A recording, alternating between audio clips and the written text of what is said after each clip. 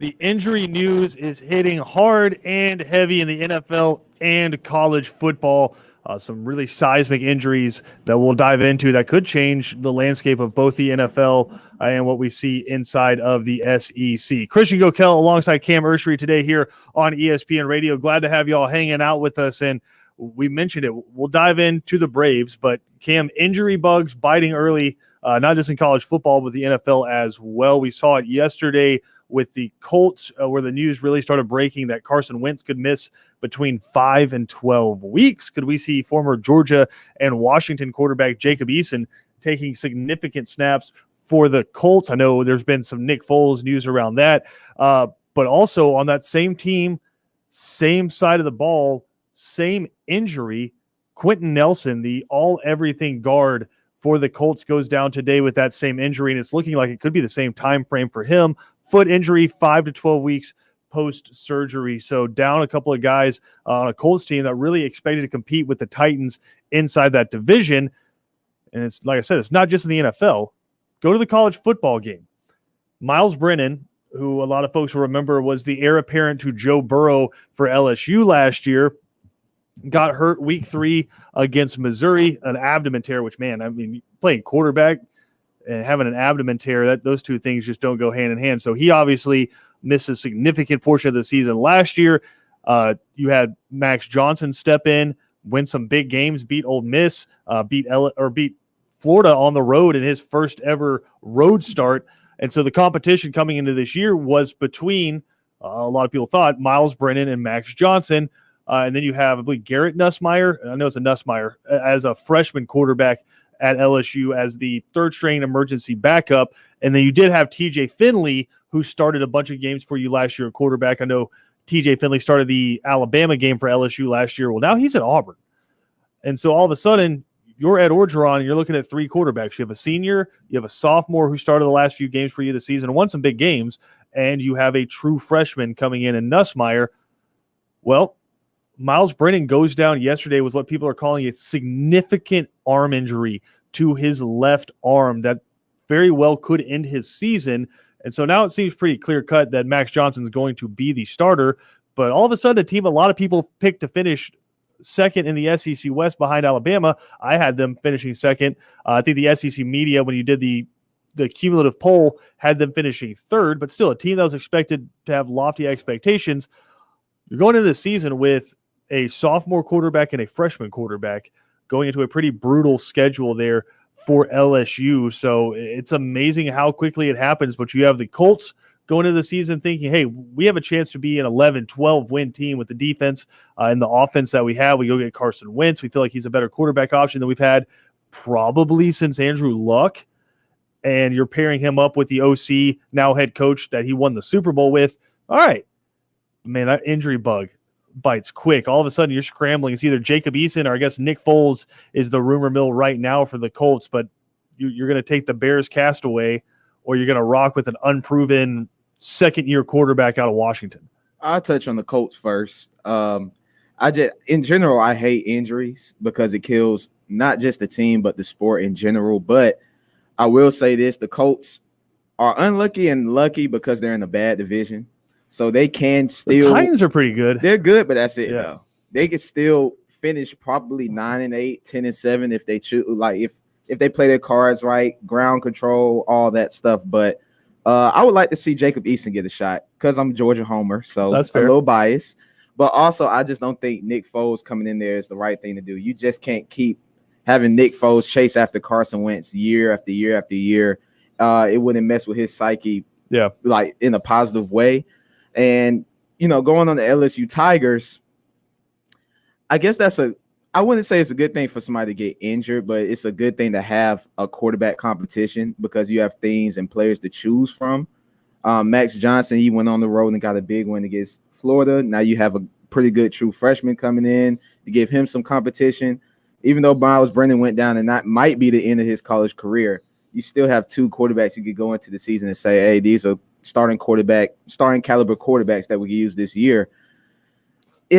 I just don't like the injury bug, but it's still some positive to take out of this. I wonder with Myles Brennan, and I guess it's going to come down to that extra year eligibility and a medical red shirt for Miles Brennan potentially.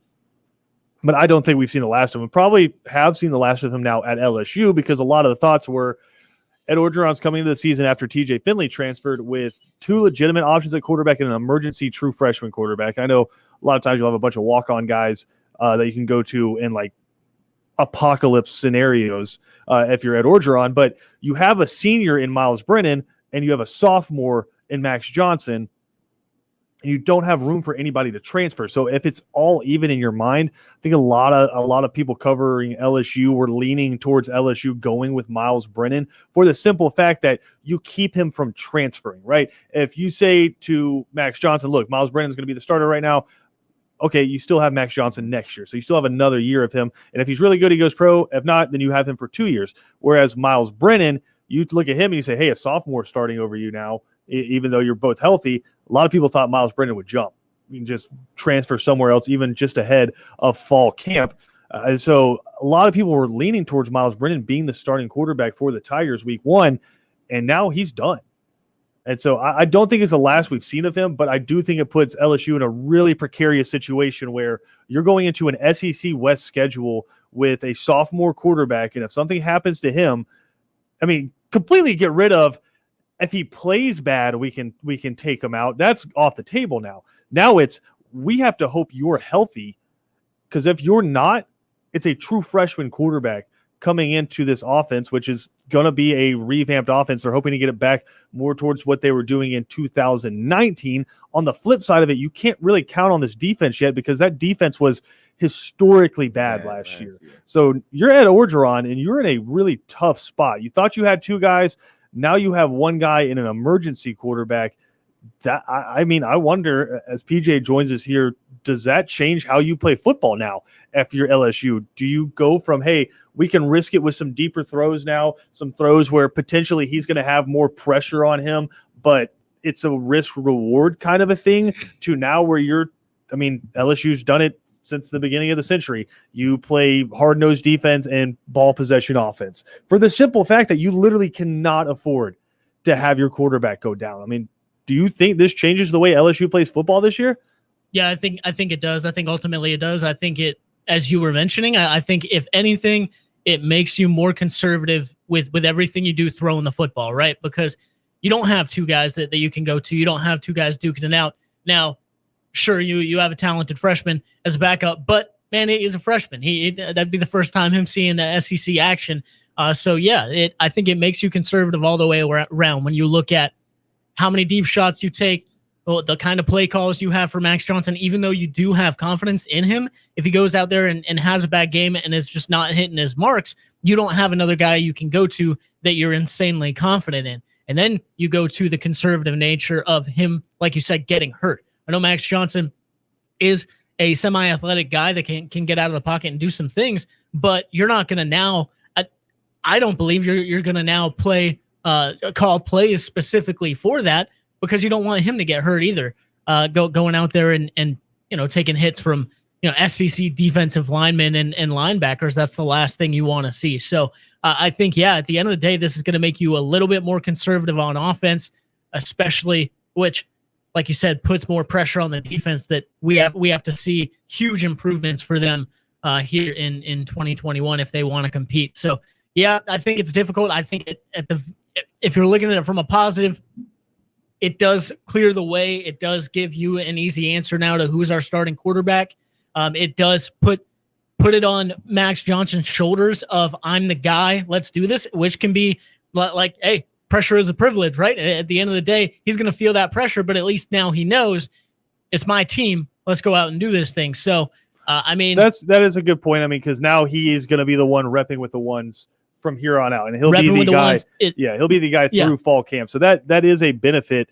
But I just think when you're at Orgeron and you're going into those coaches meetings now, a lot of the things you had up on the wall and a lot of the conversations you've had about what this offense is going to look like and how dynamic you want it to be. Because again, the goal was to get back to what you were doing in 2019, which a lot of people look at 2019, like, that's historic. You had Joe Burrow. You can't get back to that. But let's talk about what 2019 LSU was. They were spread you out and pick you apart team, but not just in the passing game, Yeah. right? You had Clyde Edwards-Helaire, who was a first-round pick at running back, who led the SEC in rushing. It was a very much take what the defense gives you. I don't think inherently that changes with LSU, right? I don't think they get away from seeing a stacked box and throwing the football, right? I don't think they're going to be handing the ball off on 3rd and 3 if they can see that it's just zero coverage and they're loading the box and they're coming with all kinds of slants and stunts and it's going to be one-on-one on the outside. I'm not saying they're not going to throw the football. What I'm saying is when you're playing a game that's 38-31 and you need that big play, are you conservative all of a sudden, and instead of calling the big play action pass, you don't feel like you can do that, right? I just having just a true freshman quarterback backing up one of the, I'll say, top 15 teams in the country, and that's it. I mean, like legitimately scholarship quarterback wise, you have 2. Yeah. And you look at teams like Georgia. I mean, if JT Daniels goes down, well, you have Stetson Bennett, who started a majority of the games last year. You have Carson Beck, who a lot of people are pointing to be the number 2 quarterback this year. It could be the guy if JT Daniels leaves this year. And if something happens to all 3 of those guys, you still have Brock Vandegrift, right? So with the transfer of TJ Finley and with the injury to Miles Brennan, I think LSU is in a really interesting scenario. Could they try to dip into the transfer portal and bring somebody in? We're getting real close to the beginning of the season. We got about a month until the season starts, but I do think if I'm Ed Orgeron, I'm leaning that way. I'm leaning on trying to go get somebody and bring them in, and under the knowledge that you're gonna be a backup.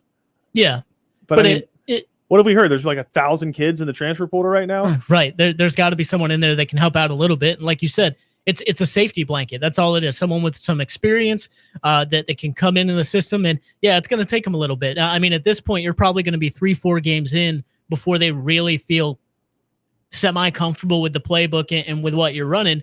But at least you have something and someone with a little bit of experience you're a little more confident in that. Yeah, if something bad does happen to Max Johnson, I mean, if he wakes up and he's not feeling well one day, I mean, oh no, I was about to say that. What happens when you're Ed Orgeron and Max Johnson? I'm not saying he's going to this, but I'm saying this is a reality. Max Johnson does what college kids do, and he goes and hangs out with his friends at a burger joint, and then he comes and gets tested, and all of a sudden he pops COVID-19. That easy, yeah. You're looking at walking into potentially an SEC West game with a true freshman quarterback and no backup, or a walk-on backup. I mean, you're going to be at the fraternities holding tryouts. Yeah. It's the last place you want to be. I mean, you have to go get somebody now. And it's hard because it's not like the NFL where you can go and say, okay, the Cardinals just cut this guy. Let's go sign him to a 1-year deal and we can bring him in. It's tough because you're getting close to camp. I mean, people are already enrolling in school. Yep. Right. So you're getting down to it. But if I had to imagine in the next few days, you'll see LSU probably bring somebody in. I mean, because to be fair, if you look all around the country, there are going to be camps where quarterback battles get decided and dudes say, hey, I don't want to be here anymore. Mm-hmm. So potentially you could see a guy added that way. But it's going to be interesting, man. I think LSU is in a really precarious situation right now. As far as the Colts, PJ, think you go with Eason. He's a guy you drafted, and he's a guy who's been in your system. We're getting this close to the start of the season. Yeah. I say you go with Eason, man. I think you could bring in a backup, but if you have a guy, and Eason's super talented, if you have a guy like that that's been in your system already, and you're probably just trying to hold it steady until maybe week 8, week 9, because they did say 5 to 12 weeks. So let's just cut in the middle and say, if you can get him back by week 9 and Carson Wentz, then you hand the keys back over to him. I don't think you want to go out and sign somebody a big contract. If you're the Colts, I say you rock with Eason. Yeah. I mean, why not? Like you said, he's been in the system. He's a young guy. Give him a chance. Give him a chance. Give him a shot. Let him chance. Yeah, right. A shot chance. A chance. Listen, yeah, I'm going to come with that. It's a package deal, all right? I'm going to mess up some words sometimes, but yeah, give him a chance to give him a shot and see where he can go. Let him develop out there with some live action, and who knows? You might have a really good quarterback on your hands that's able to work your offense really well. Like you said, not big on the bring in a career backup or try and sign someone to a big contract or anything like that, a big 1-year deal to try and get some magic out of them, because I just don't think that's where this team is at. They did end up something I'm going to keep an eye on because I thought he was pretty good and pretty fun to watch in college. They did bring in Brett Hundley from UCLA, so he's been a backup in Green Bay for a while. Been a backup. Yeah. So and I think he got a shot somewhere else as well. But at the very least, someone who has a little bit of experience and can come in and back up Eason. And if something doesn't go right with Eason, maybe you try your shot with him. But yeah, at this point, this close to the season, and having guys already on your roster like that, I think trying to bring someone else in probably a bit of a waste of money. It's a bit of an experiment right now. But hey, sometimes experiments work out well.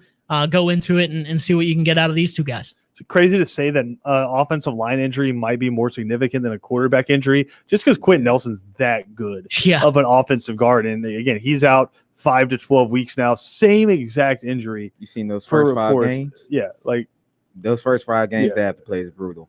It's like the hardest schedule in the league. I want to say it's like Tennessee, Baltimore. It's a lot of good teams that they have to play the first 5 weeks. They might start off 0-5. So you're saying the Jaguars might be able to jump on them and steal one? As long as Trevor Lawrence isn't throwing 3 picks? Let's hope so, man. They might. They might. I mean, I would like Jacob Eason to get a shot, though. You drafted him for a reason. I mean, to me, that's even more of a point. I think you drafted him because he's 6'5" and has a cannon for an arm. Yeah, exactly. Let him use it. But that's even more of a point for me is you have a really tough 5-game stretch to start the season. Why bring someone else? If you're going into it already and not insanely confident about those games, even with Eason or someone like that as your starter, why spend money to bring someone else in that you're still not that confident in? Is Nick Foles the answer? No. The answer to that's always no. Not for them. It worked one time where you had the Eagles, who I think had an amazingly underrated defense when they won the Super Bowl. Amazingly underrated. Fletcher Cox is my guy. But I think Nick Foles has been in some. I will say, I think he's a better quarterback than people give him credit for. I think he's been in some really bad situations. I think we squeezed all the juice we can out of Nick Foles there. I mean, it's if you want to go out like Fitzmagic style, I'm with that. But Nick Foles, I don't think has that same kind of air about him when he jumps on your team. He doesn't have the beard. He doesn't wear the weird shorts like Ryan Fitzpatrick, right? Doesn't bring quite the same levity to the situation there. We're going to come back. ESPN.com put out a college football roundtable and just talking about the traditions around college football. And I think this is something really interesting to dive into because I know people hate change, and we've seen a lot of change in college football this past offseason. Now let's just talk about the things we love about college football. So we'll come back, we'll hit some subjects from this roundtable because I think it'll be a therapeutic exercise because the things that are still here. It's the things we're still going to see Saturday in and Saturday out. So we'll dive into that when we come back. Also some Braves news to dive into as they get ready for a 3-game series against the struggling St. Louis Cardinals as the Braves try to, I guess tonight you want the Braves to continue their streak of mediocrity because you want them to win this one and extend that MLB record out one more game. Nice, even 18, and cut it off there. And then go ahead and break that streak and win the next couple of games. So we've got a lot to get to here on Second Down. We'll dive into it when we come back right here on ESPN Radio.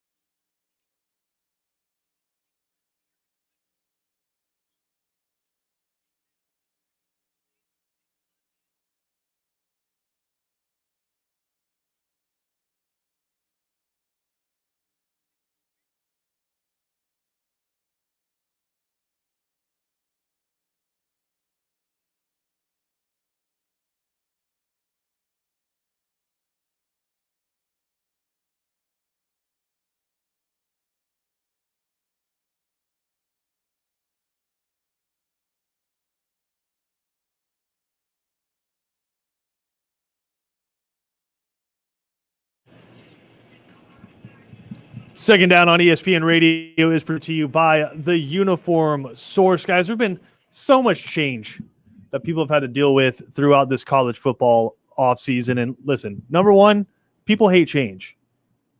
I mean, you switch PJ's creamer up, it's over. Shut it down. Don't touch a creamer, man. Well, PJ's a Penn State don't fan, touch so I it. mean, listen, you got just the all white uniforms. If you had like a stripe on those, the whole state will revolt. So not big fans of change. And so when you change the college football playoff potentially, when you change name, image, and likeness, all of a sudden Texas and Oklahoma are joining the SEC. It's been a lot for college football fans these past, we'll call it 6 months, right? So I thought we did an interesting exercise when we looked at some of the things from college football that we love. And I think the cool thing about this is it's things that aren't going to change. Texas and Oklahoma joined the SEC, fine. These things still exist.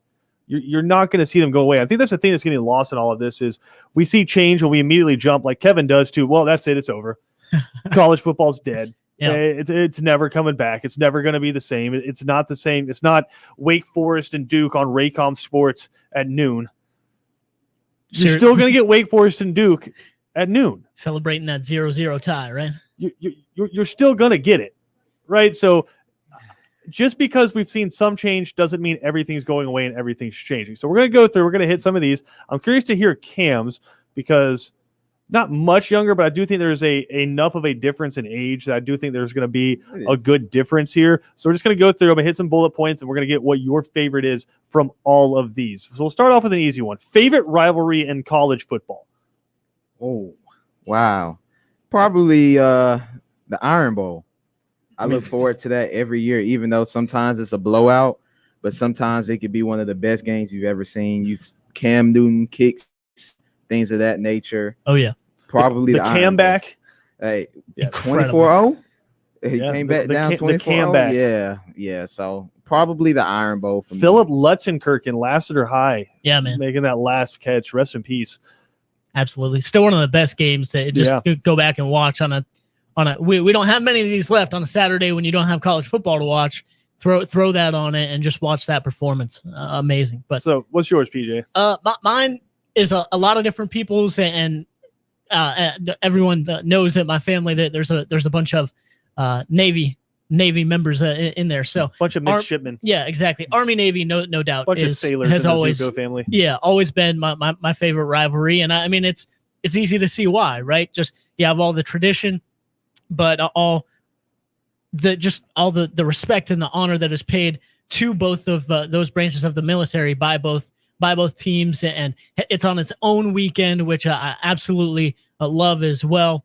I loved seeing it in Philadelphia. I know some different places played at Navy in Annapolis there last year, but you've seen some amazing games, some amazing moments, and of course you have everything going into it with the military aspect of things as well. So go Navy, be an Army.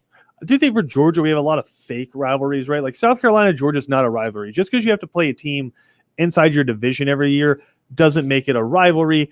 I kind of feel the same way about Tennessee as well. I know a lot of people say Tennessee and Georgia rivalry. It's like, no, Tennessee, Alabama is a rivalry. Right. Tennessee, Florida is a rivalry. I think Tennessee, Georgia is just a game you have to play every year. And yeah, have they ticked you off in the past with some Clausen brothers? Sure. But I don't think that's a rivalry. I just think it's a division game and you don't really like each other.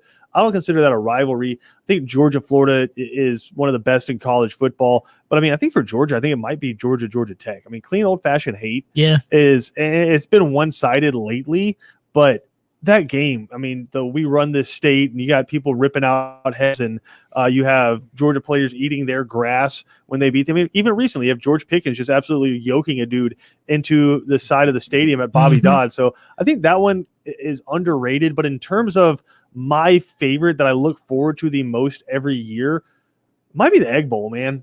Mississippi State. All right. You don't get a whole lot of pub around it just because, or national pub, I should say, because down south we know what's up. Oh, yeah. But you don't get a ton of national pub around it because typically they're irrelevant. Like when you're that late in the season, it's about Thanksgiving. True. Both teams probably have 4 to 5 losses, if not more. But that game doesn't matter if they're both 0-11 going into that game. It's going to be a great game. Yeah. I mean, literally, if you think about it, a couple years back, Matt Luke was the head coach at Ole Miss.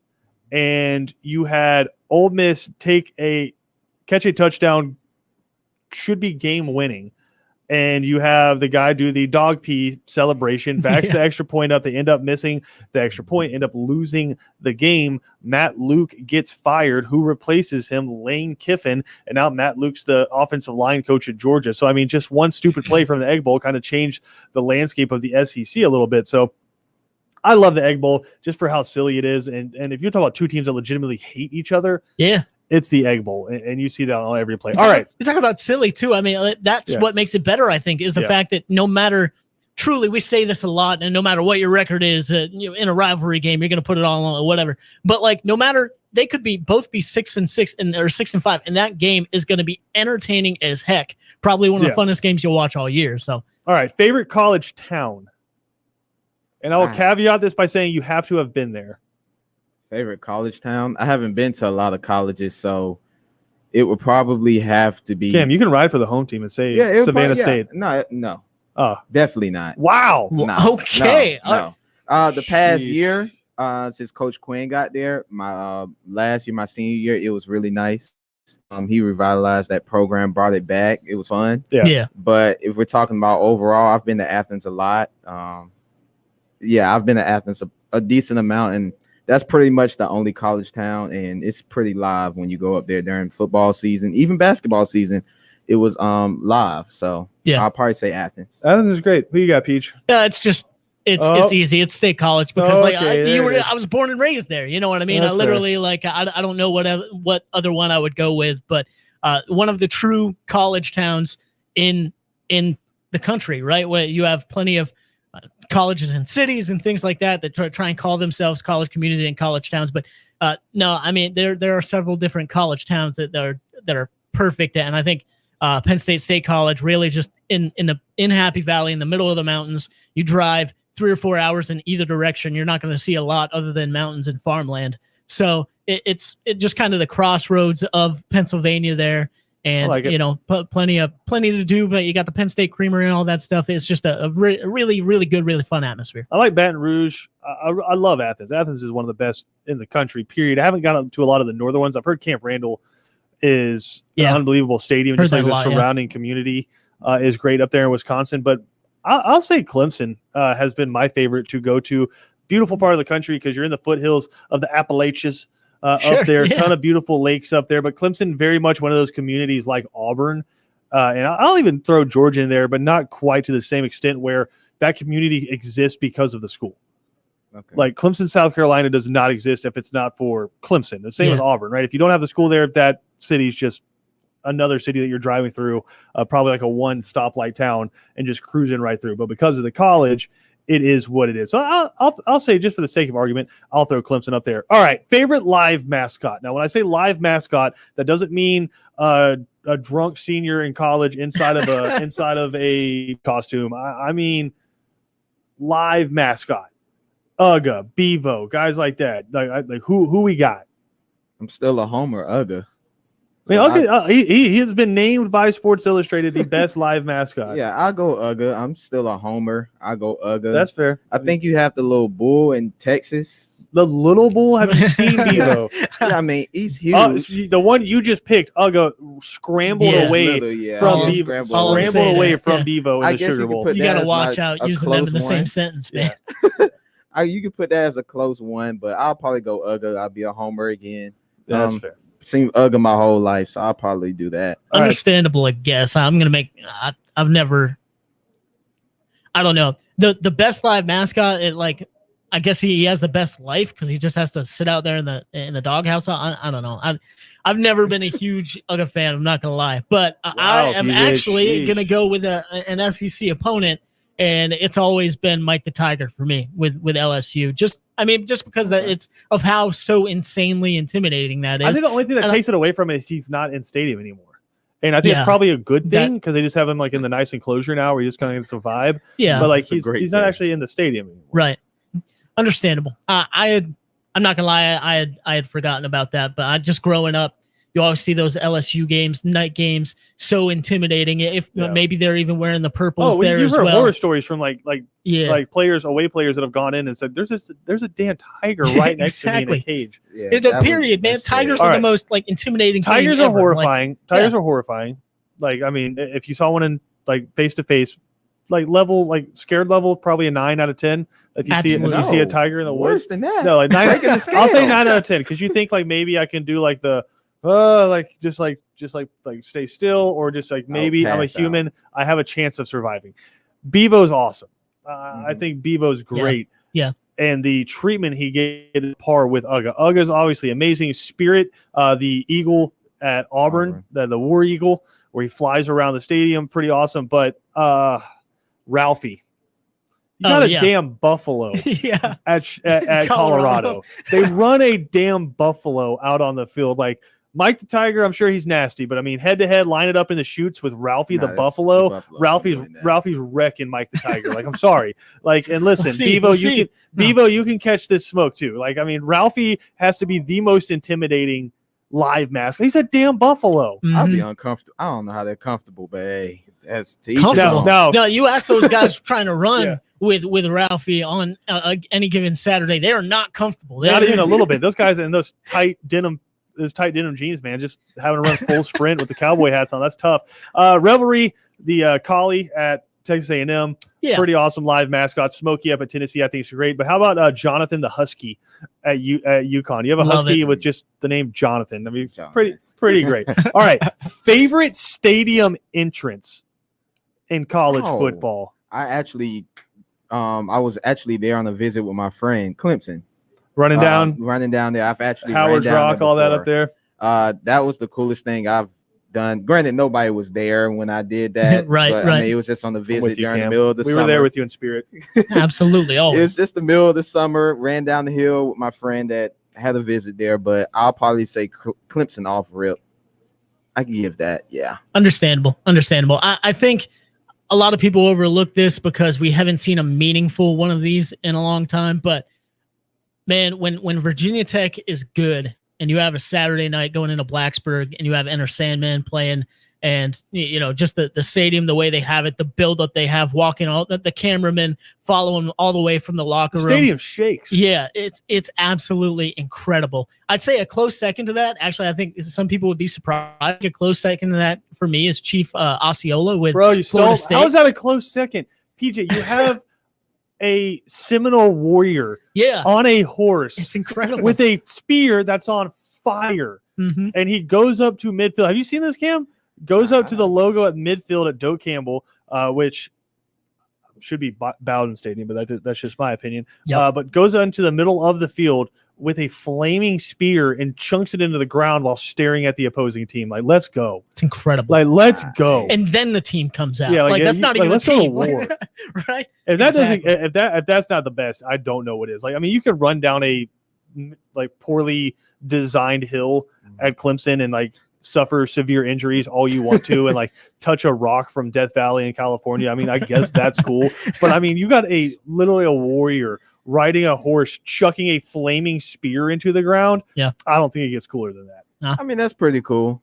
Cool. Oh, man. I mean, it's pretty cool. I'm just judging because I got. It's like Achilles at the beginning of Troy saying, "Is there no one else?" Exactly. Yeah. If that doesn't get you amped, man, like you said, that's the thing. It's like going to battle to an actual Seminole warrior going out there riding the horse, man. Woo, it's huge. It's huge. All right, favorite in-game tradition. So like, games already started, but they do this during the game. Favorite in-game tradition. Some people do halftime things. Some people do things at the start of the fourth quarter. Like, I will say this, we can't repeat what they say on the air, but the internet exists. Alabama's Dixieland Delight at the end of the third quarter, beginning of the fourth quarter that they do. If you haven't experienced it, again, they play the song Dixieland Delight from Alabama, but they, let's just say they Mad-lib in between the lines a little bit and throw explicitives at 3 SEC rivals. Entire 90,000 people in a stadium throwing curse words at 3 SEC rivals. It's it'll give you some goosebumps. So the internet does exist. I encourage you highly to look it up if you were an adult. Not safe for work warning if you look that one up, but just really a hilarious tradition that they do. I mean, Georgia has the Krypton thing with the cell phone light up now. That's Yeah. kind of lame. Camp Randall does jump That's kinda around lame, Right, yeah. right. at Wisconsin. I was gonna say, like, I've been trying to, when I'm writing these down, I've been trying to get away from using like Penn State for every single one. But I will say, if there's one that I respect, it seems what I kind was of gonna funny say. when you first like see it and think about it. But can you imagine being in Camp Randall when Jump Around's playing? Oh, You it'd got be a whole nuts. stadium trying to I will shake say this. shake down the stadium. I think the correct answer is probably Iowa waving at the Children's oh, Hospital. that's I forgot about that. Yeah, that is an incredible tradition. Yeah. I gotta learn. I gotta brush up on my traditions, I guess. Yeah. I guess I gotta brush Ken, we up and told watch. you when before you accepted the job here, there's college football fans, and then there's like college football you should probably be institutionalized. Yeah. You're talking to two of the latter. Like we're Very true. That's Very good. true. That's good. You I gotta know- learn. I You do, gotta learn a little with bit that more. said, like I do got to mention. I mean, it late fourth quarter, opposing team has the ball. You know, Penn State's playing defense. Listen for Zombie Nation, and the crowd goes insane. I mean, worst in-game tradition. Tennessee third down for what? You guys can go Right. straight to hell. Like how many Okay. times can we hear that song? It's the worst. And then the other team picks up the first down. And then we got to hear it the 2 plays later. I know it was Yep. one year y'all played. Who was it? Michigan. It was Yeah. the beginning. Y'all Yep. came out the mobile. I was like, okay, that's pretty lit. yeah, it was that Mo everybody Bamba, was and they coming out to literally Mo Bamba that it year. was- That was they were that was, they lit. were, that was a but lot of chills. They though, right literally there. called a timeout before the game even Yeah, started before the because they game couldn't hear the started, play 'cause they call. couldn't Or you Yeah. could be like Yeah. Florida State and do swag surfing and then just get absolutely housed by Virginia Tech. So there is that. Let's take a break. We got to come back with more right here on Second Down.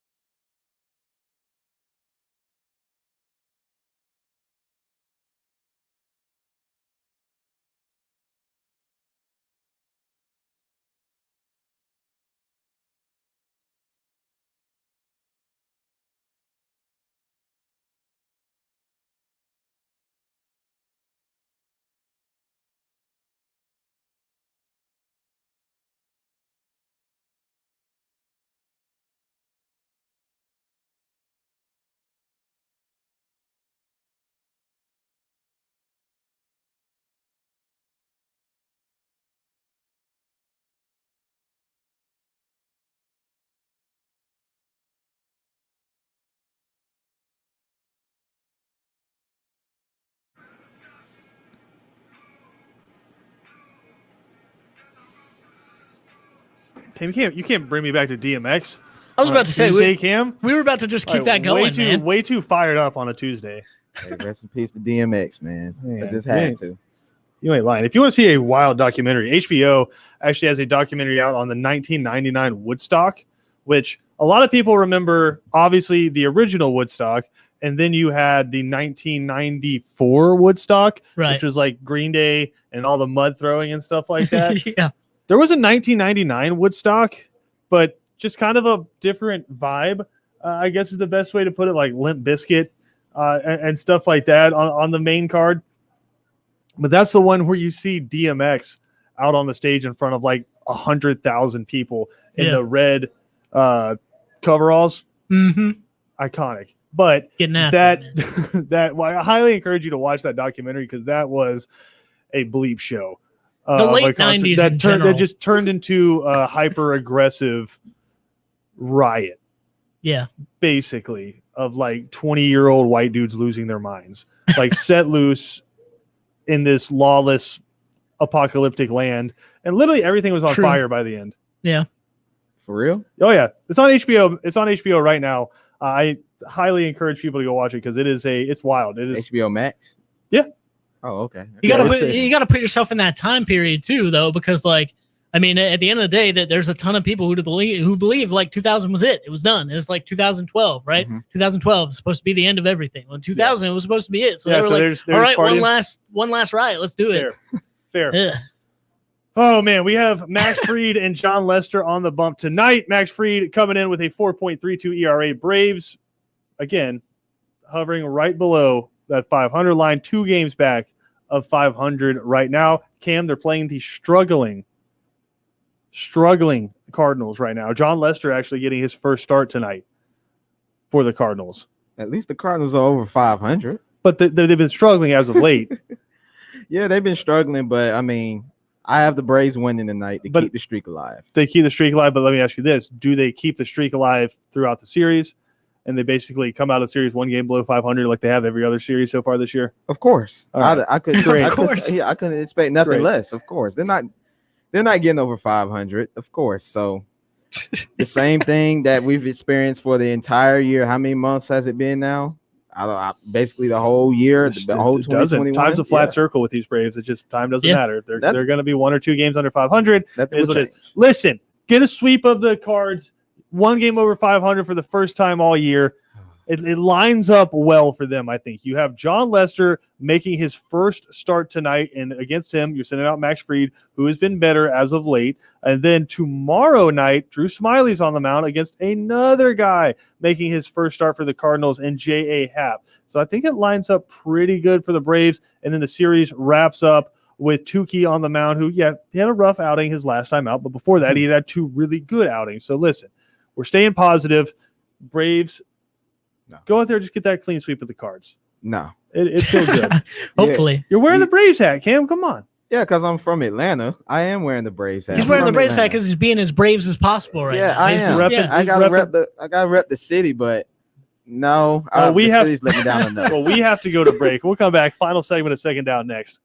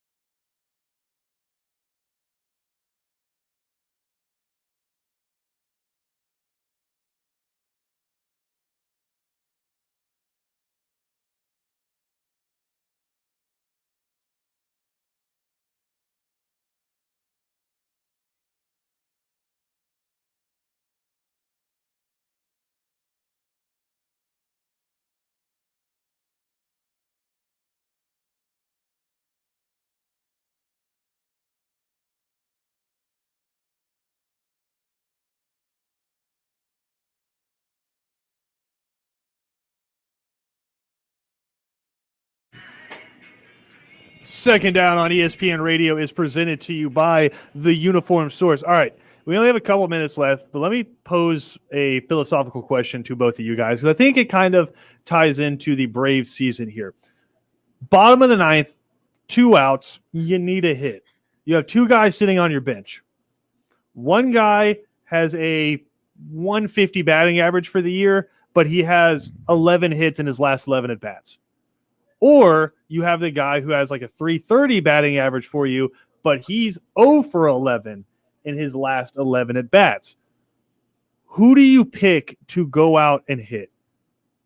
Want to go first? I go with the latter because, yeah, he's been struggling as of late, but as an athlete, you live for those moments, right? As a competitor, you live for those moments. You go out there, you're going to try and get your best from that moment. Now, also, he's proven to me over the year that he can consistently pull himself out of bad situation and bad at bats.